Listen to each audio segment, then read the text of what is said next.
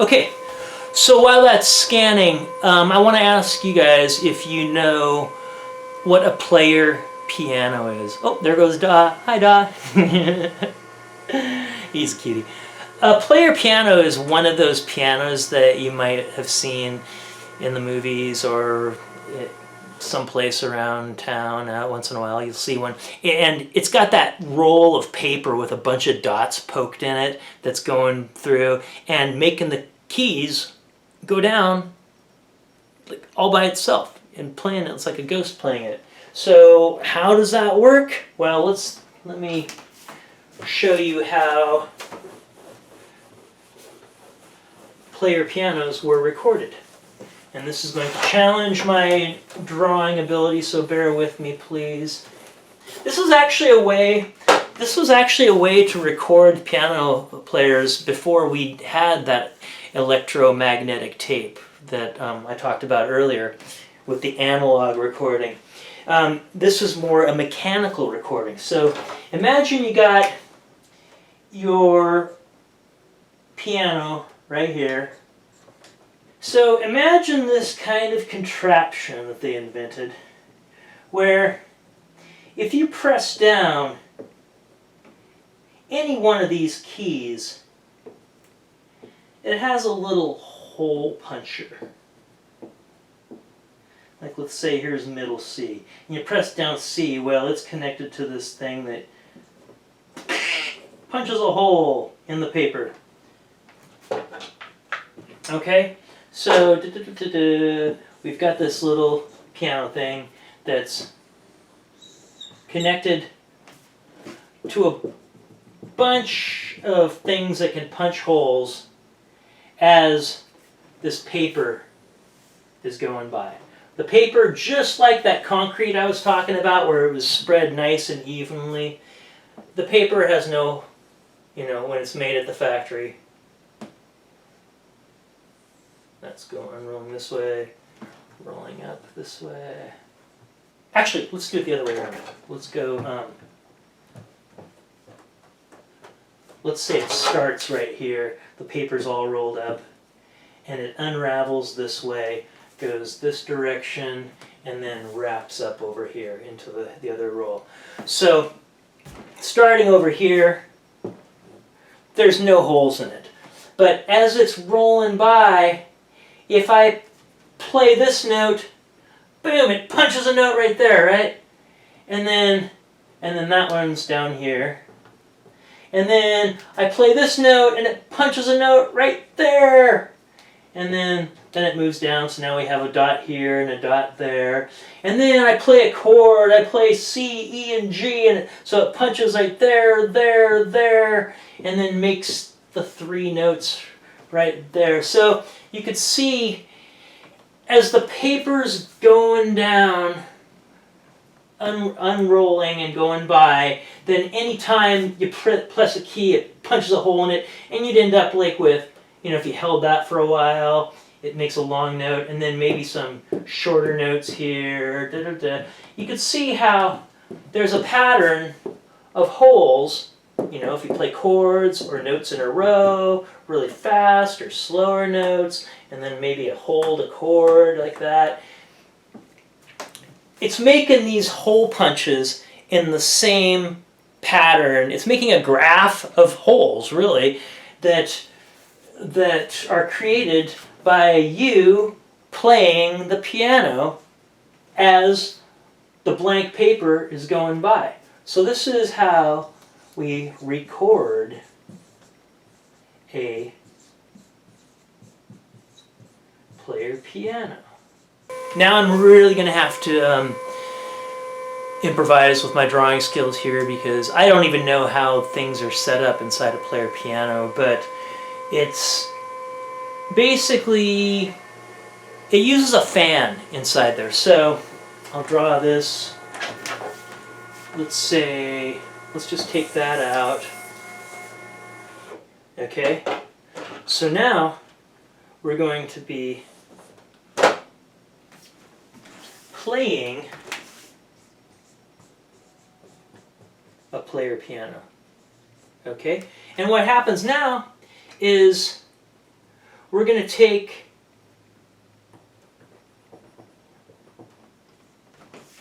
the pattern and we're going to take the roll out, and we're going to put it into the player piano.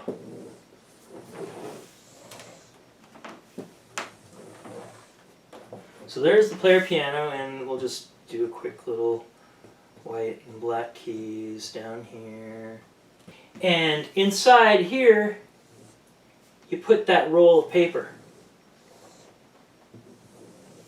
with all the dots that you recorded, right? And somewhere in there, there is a fan blowing air. And if air gets through a dot,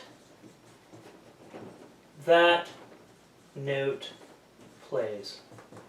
Of course, this thing is going to have to be rolling back the same speed as it was rolling, forward when all the dots were. I don't even know if it's laid out like that. To be honest, I don't know what the contraption looks like that punched those holes in the first place. But the point is, whatever speed the paper was going at when those holes were getting punched by keys on the piano being pressed down, well, it's got to be rolling back that paper at the same speed, so that when this fan blows in at any end, at a certain point, as the paper's rolling by, whatever holes are there, the air goes through those holes and triggers those notes that created the holes in the first place. And that's what makes all those notes go up, the keys on the keyboard go up and down by themselves.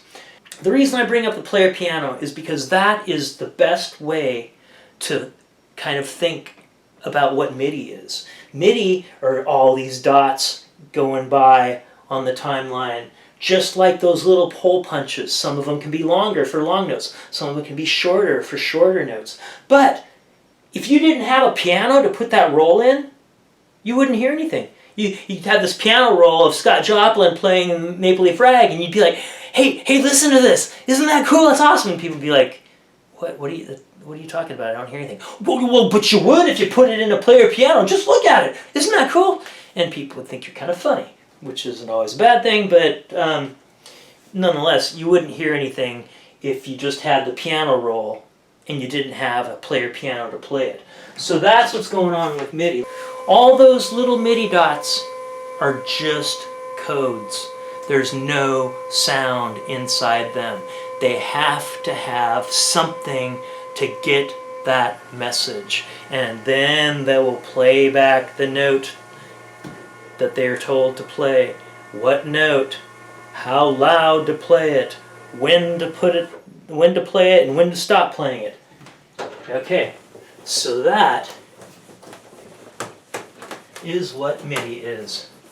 And in DAWs, you will many times, like in Ableton for instance, for a MIDI track, when you're really looking inside of it, you will see over on the side a bunch of notes, a bunch of white and black keys.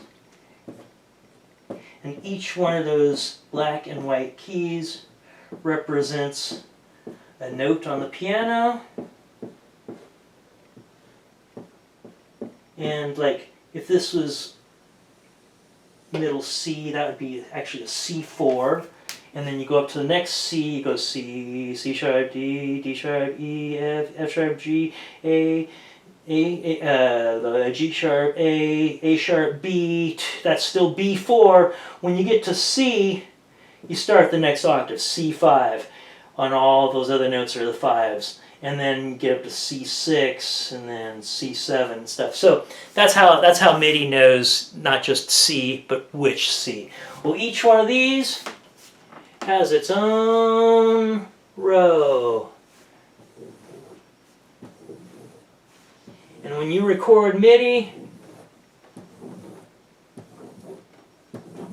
It's just like a timeline still. You could say I'm playing do do do do do do do do do. Actually, this would probably be half steps. Da da na na na na na na da na na na na na na na. And then if you went really super short notes, right? This, this, and this at the same time, that'd be a really quick chord. Da. And what if you wanted to go da da? Then it'd be short, long, and you'd have these notes that would be held out.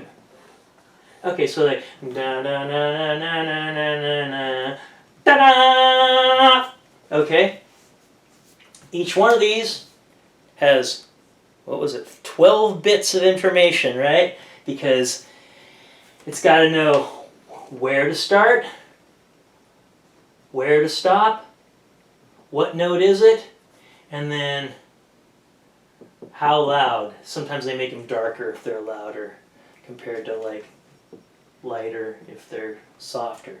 But still, 4 pieces of information, and remember every MIDI message has 3 bytes, so each one of these little guys is 12 bytes each, which still is super, super light compared to audio and the digital audio stuff. Okay, and remember, what if I was trying to do these half steps? I went, oops, and I remember I can just select that and move it down here. Ooh, maybe I went, maybe I was too early, so I can select that and move it over here. Maybe I love how I played it, but you know, I don't really like that as a piano part. Well, if I recorded that as audio and it was a piano, then it's gonna be a piano and that's it. But if I recorded this at MIDI, all I have to do is change my software instrument. Because remember, those notes by themselves aren't making any sound. They have to have something to make the actual sound. And I could change that to a flute. You can't really play chords on flutes, but with MIDI you can! Because you can have a flute sound for your synthesizer, and then, bam! You could do the same thing with drums. Now, of course, drums don't have like notes like this, but we still associate them with it. Like usually the kick drum is going to be a C, and the snare drum will be a D. So you can see how the drum part would look like this. It'd be like,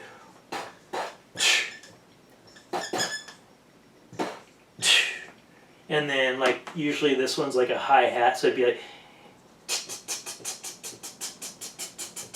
for the hi-hats and stuff like that.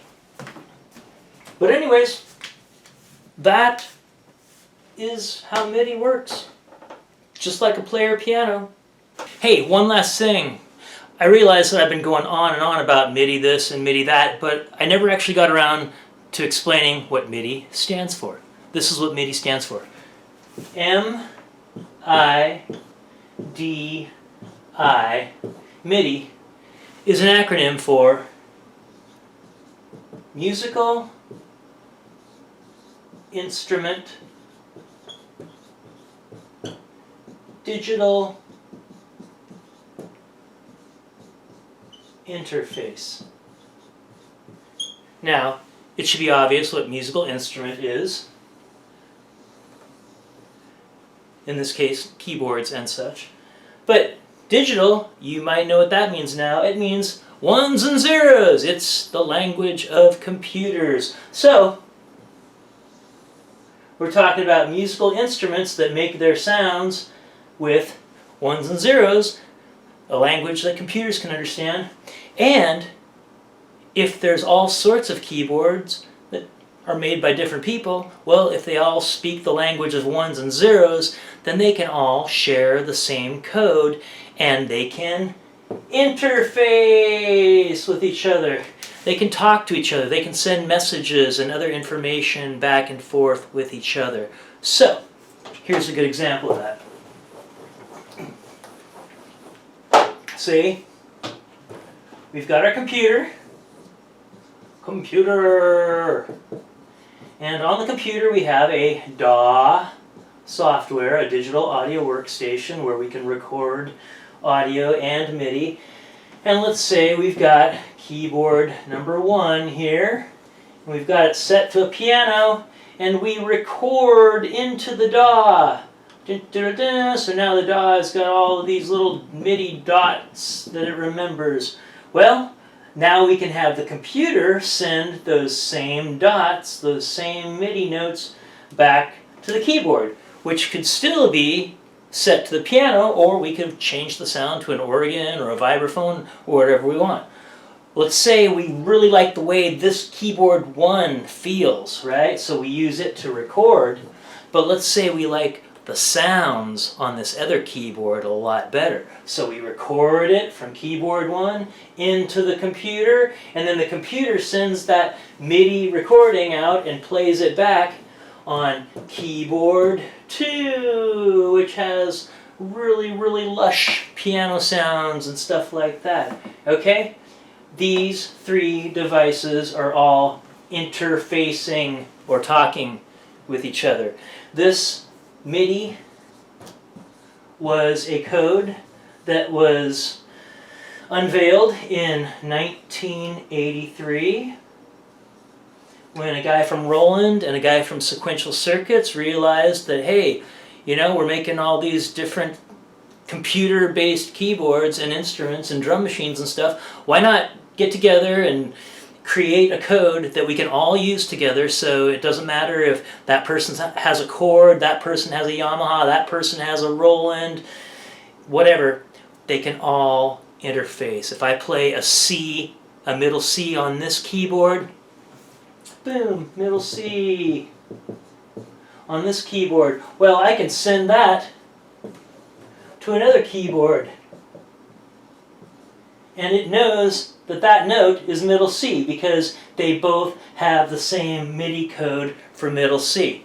So, boom. In fact, let's say I like how this one plays, but I like how this one sounds. Well, I hook up a MIDI chord going from MIDI out to this keyboard's MIDI in. I turn this one all the way down. I turn this one all the way up. I play this one, I don't hear it because it's turned down, still sends out the MIDI notes. I hear this one because it's getting the MIDI notes from this one telling it what to play, and this one's turned up.